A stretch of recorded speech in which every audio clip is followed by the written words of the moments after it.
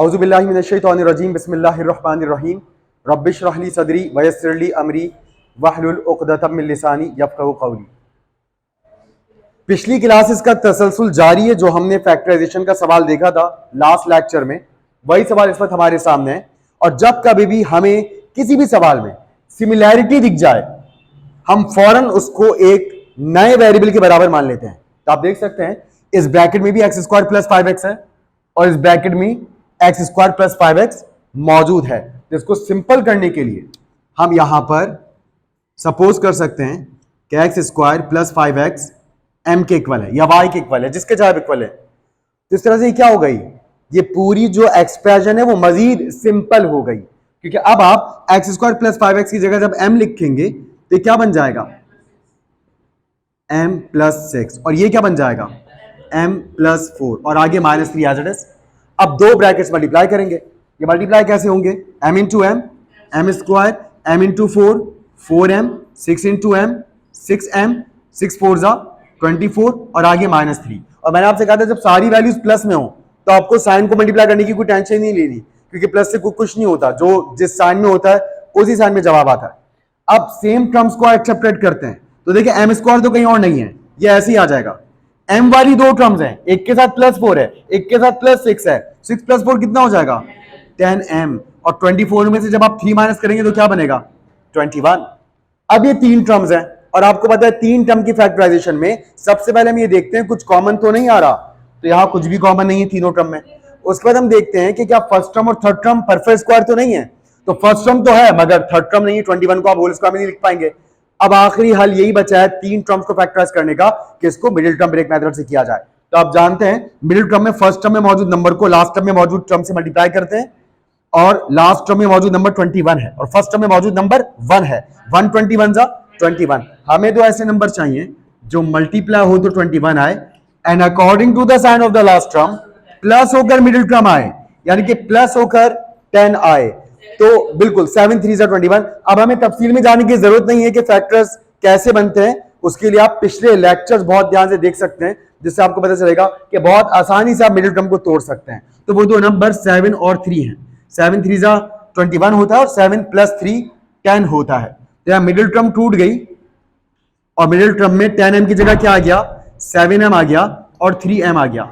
अब आपको पता है प्लस के प्लान में दोनों के साथ सेम साइन आता है और वही साइन आता है जो मिडिल टर्म में होता है। तो मिडिल टर्म अपना साइन दोनों को देगा। मिडिल टर्म में कौन सा साइन है प्लस, तो इन दोनों के साथ भी क्या आ जाएगा प्लस।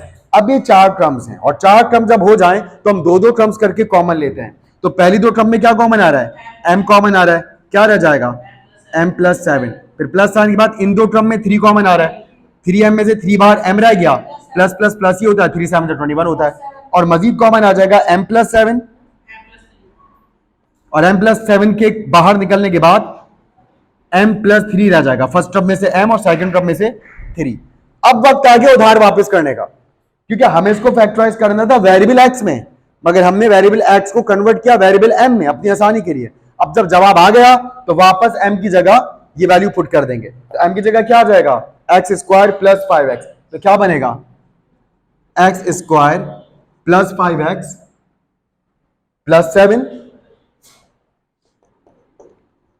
और फिर m की जगह एक्स स्क्वायर प्लस 5x, मगर इस बार आगे क्या है प्लस 3। अब देखिए m की जगह x square plus 5x put करने के बाद फिर दो ब्रैकेट्स हैं और हर ब्रैकेट में फिर क्या है फिर तीन तीन टर्म्स हैं। तो अब जब तीन टर्म्स हमें चेक करना पड़ेगा आगे फैक्टराइज हो सकता है नहीं हो सकता। तो इन तीनों में कुछ कॉमन नहीं है, फर्स्ट टर्म और थर्ड टर्म परफेक्ट स्क्वायर भी नहीं है। अब जरा मिडिल टर्म ब्रेक मेथड से चेक करते हैं। तो 1 7 जा, दो ऐसे नंबर चाहिए होंगे जो मल्टीप्लाई हो तो 7 आए मगर ऐड होकर क्या है 5 आए। तो देखिए 7 तो बस 7 1 से 7 होता है और तो किसी तरह 7 नहीं आता। तो इसका मतलब क्या हुआ, इसका मतलब ये हुआ कि इसे आप अब नहीं कर सकते।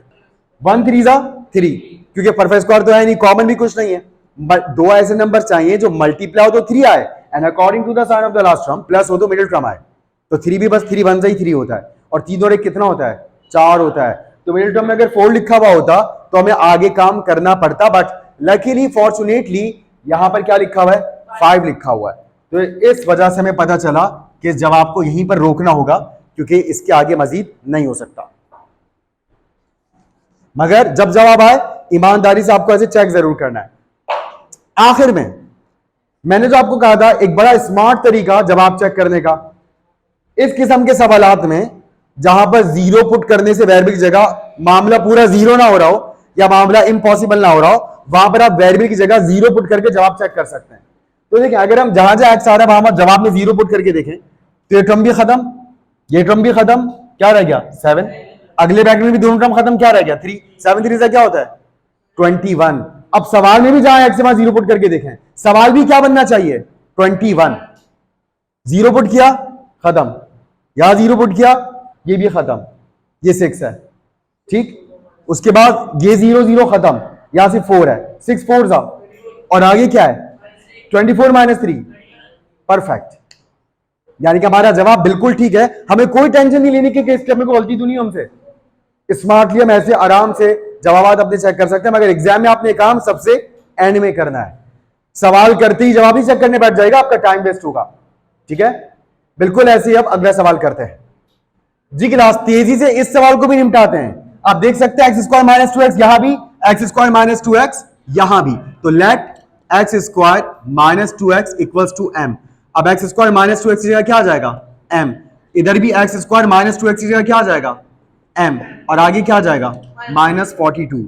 अब देखिए प्लस में टेंशन फ्री होकर मल्टीप्लाई करवाएं, साइन की कोई प्रॉब्लम ही नहीं है। m into m, m square, m into 4 4m, 3 into m 3m, 3 4 जा 12, और आगे -42।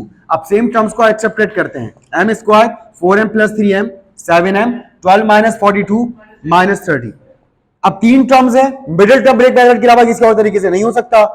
तो मिडिल टर्म में फर्स्ट टर्म में मौजूद नंबर को लास्ट टर्म में मौजूद नंबर से मल्टीप्लाई करते हैं। 130 is 30, हमें तो ऐसे नंबर चाहिए जो मल्टीप्लाई हो तो 30 आए, but according the sign of the last term एक नंबर में से दूसरा नंबर माइनस हो तो मिडिल टर्म का 7 आना चाहिए।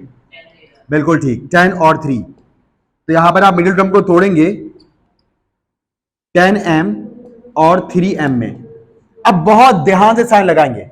माइनस के प्लान में, प्लस के प्लान में अभी आपने देखा पिछले सवाल में क्या हुआ था, मिडिल टर्म ने अपना साइन दोनों को दिया था, लेकिन माइनस के प्लान में मिडिल टर्म अपना साइन सिर्फ बड़े नंबर को देता है, बड़े फैक्टर को, बड़े ब्रेकर को देता है।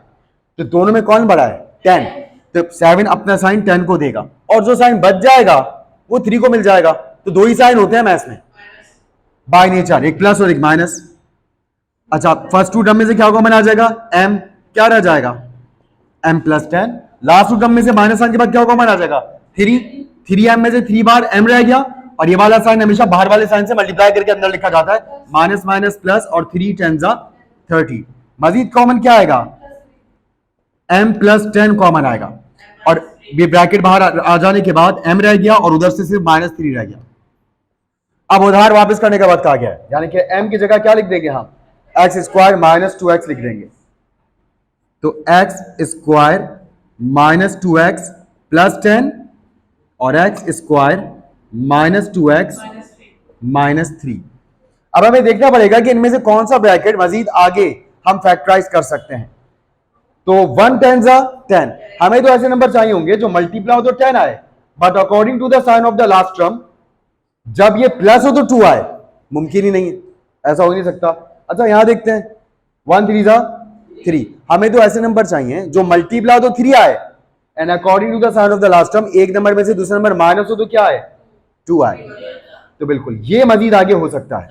अब इस ब्रैकेट को आगे करने के लिए पहला वाला ब्रैकेट तो हम एज इट इज कॉपी कर लेंगे, x square minus 2x plus 10, और यहां मिडिल टर्म ब्रेक मेथड करते हैं, क्योंकि आपने देखा कि 3 1 3 होता है और 3 में से 1 माइनस करो तो 2 आ जाता है। तो अब 2x को हम 2x नहीं लिखेंगे बल्कि दो टुकड़ों में तोड़कर लिखेंगे। कौन से दो टुकड़े, एक 3x और एक 1x, यानी कि सिर्फ x, और आगे -3 नंबर एज इट इज। अब आपको पता है माइनस के प्लान में दोनों के साथ अलग अलग साइन आता है, तो मिडिल टर्म अपना साइन बड़े को देगा, तो मिडिल टर्म में तो माइनस है, तो माइनस किसको मिलेगा 3 को, और x को क्या मिलेगा प्लस। अब यहां दो दो टर्म्स करके फिर कॉमन लेंगे, तो x square minus 2x plus 10, पहली दो टर्म में से x कॉमन, x -3 रह गया, आखिरी दो टर्म में कुछ कॉमन नहीं तो 1 कॉमन, 1 x होता है, माइनस प्लस माइनस ही होता है, क्योंकि वाला साइन हमेशा बाहर वाले साइन से मल्टीप्लाई करवा के अंदर लिखा जाता है, और 1 3 3, मजीद आप देख सकते हैं इसमें x माइनस 3 का ब्रैकेट कॉमन आ रहा है, x माइनस 3 और क्या रह जाएगा, x प्लस 1 रह जाएगा। अब क्योंकि हमने इतनी मेहनत से सवाल किया है तो हमारी तसल्ली नहीं होगी जब तक हम इस बात पर यकीन ना कर लें कि ठीक है या नहीं है।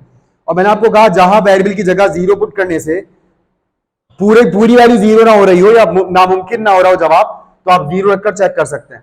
तो जहां से अगर हम वहां जीरो रखकर देखें इस वक्त, तो पहले ब्रैकेट से क्या मिलता है 10, दूसरे ब्रैकेट से क्या मिलता है -3 और तीसरे ब्रैकेट से क्या मिलता है +1। तो 10 जब -3 से मल्टीप्लाई होगा तो -30 आएगा और -31 से क्या हो जाएगा -30।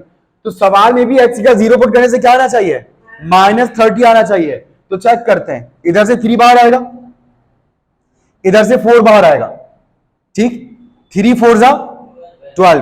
अब 12 में से 42 माइनस करें, 12 माइनस 42 -30, ठीक। तो हमारा जवाब अल्हम्दुलिल्लाह परफेक्ट आया है।